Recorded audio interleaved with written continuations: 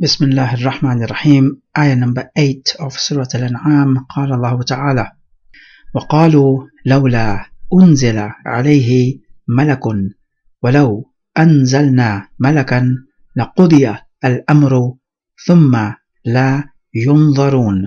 And they, meaning the kuffar or the mushrikeen, they say, why has an angel, a malak, not been sent down to him?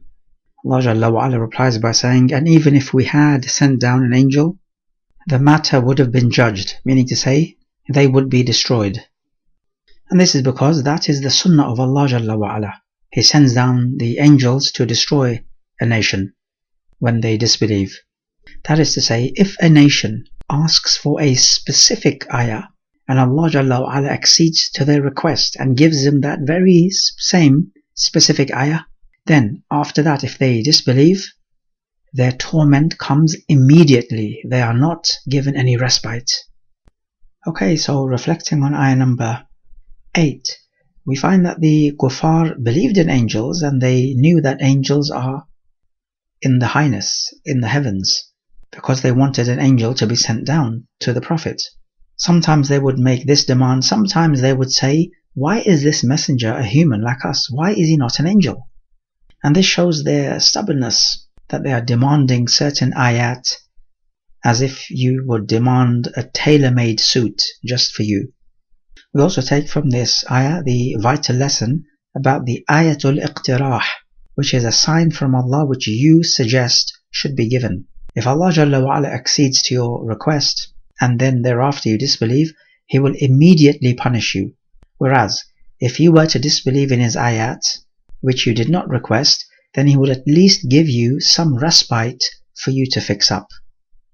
Because you notice how He says, ثُمَّ لَا يُنظَرُونَ, and then they will not be given any respite.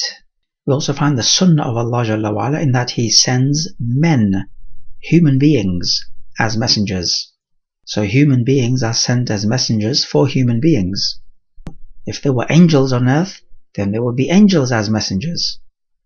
We also know that these messengers who are from the men are also from noble tribes, because these noble tribes would be able to protect their own. If they were from the lower tribes, they would be vulnerable to the enemies. They could be easily killed. As the people of Shu'aib alayhi salam said to him, وَلَوْلَا رَحْتُكَ لَرَجَمْنَاكَ. If it weren't for your family, we would stone you to death. In opposition to that, Lut alayhi salam did not have anyone to protect him. That's why he said, لَوْ أَنَّ لِي بِكُمْ قُوَّةً أَوْ آوِي إِلَىٰ رُكْنٍ شَدِيدٍ. If only I had some strength to repel you, as Lut alayhi salam was an old man, or that I could lean against a strong pillar. The strong pillar meaning family members, whom I could fight alongside. Ayah number 9. وَلَوْ جَعَلْنَا مَلَكًا لَجَعَلْنَاهُ رَجُلًا وَلَلَبَسْنَا عَلَيْهِمْ مَا يَلْبِسُونَ. Had we sent down an angel, we would have made him in an image of a man. And the reason for this is because mankind is unable to see angels in their original form. But they can see angels in a man form, just like that famous hadith of Jibreel.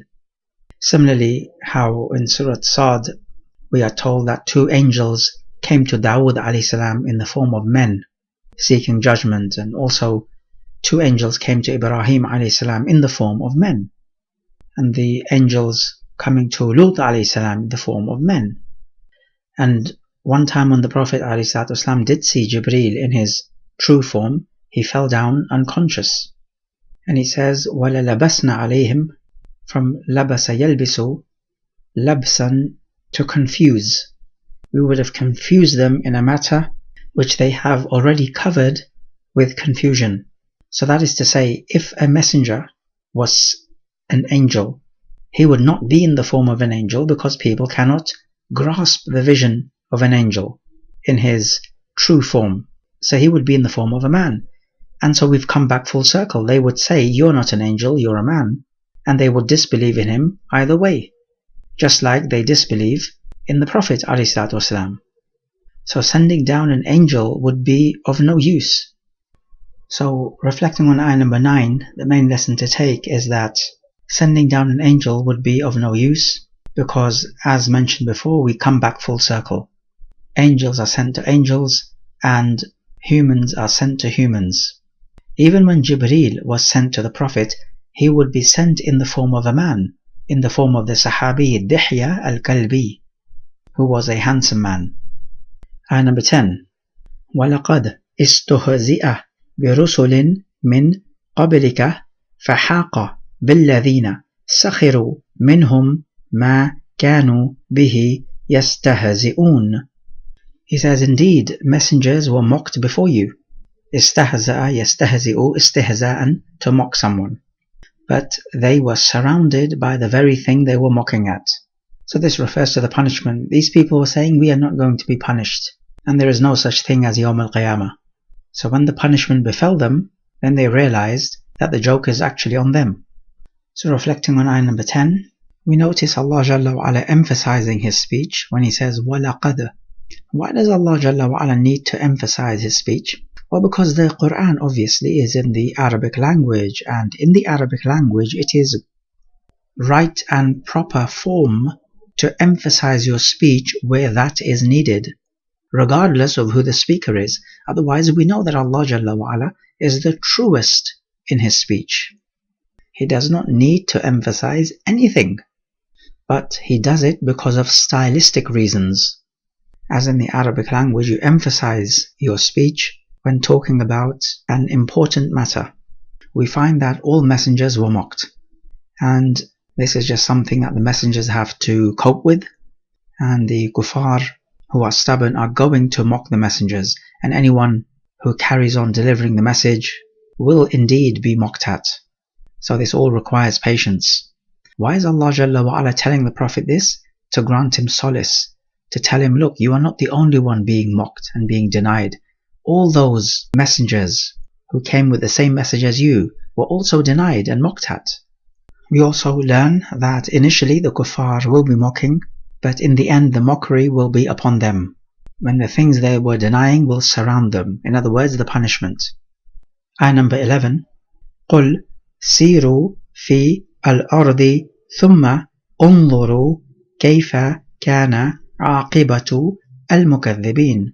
Say, O Prophet, to the people, go out in the land, meaning travel out in the land. Sara yasiru, meaning to go out or to travel out.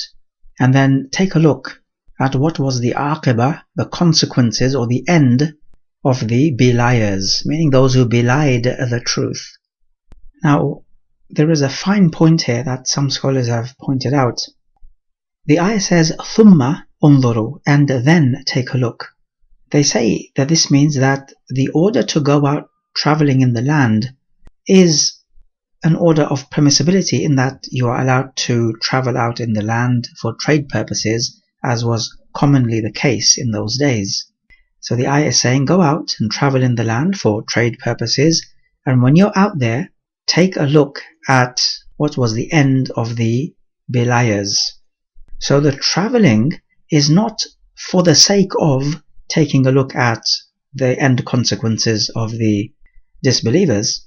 Rather, the travel here is for permissible purposes like trade. But it's just that once you're there, you are able to take a look at the end consequences of the beliers.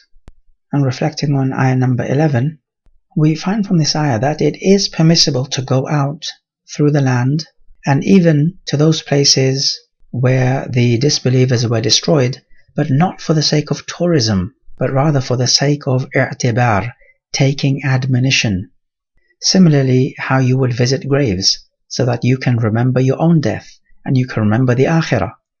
So like this, you can go to these places for i'tibar. As in this ayah, the Quran permits it, and even encourages it, because there's an order form. That is, if we interpret the order to go out in the land for the sake of admonition.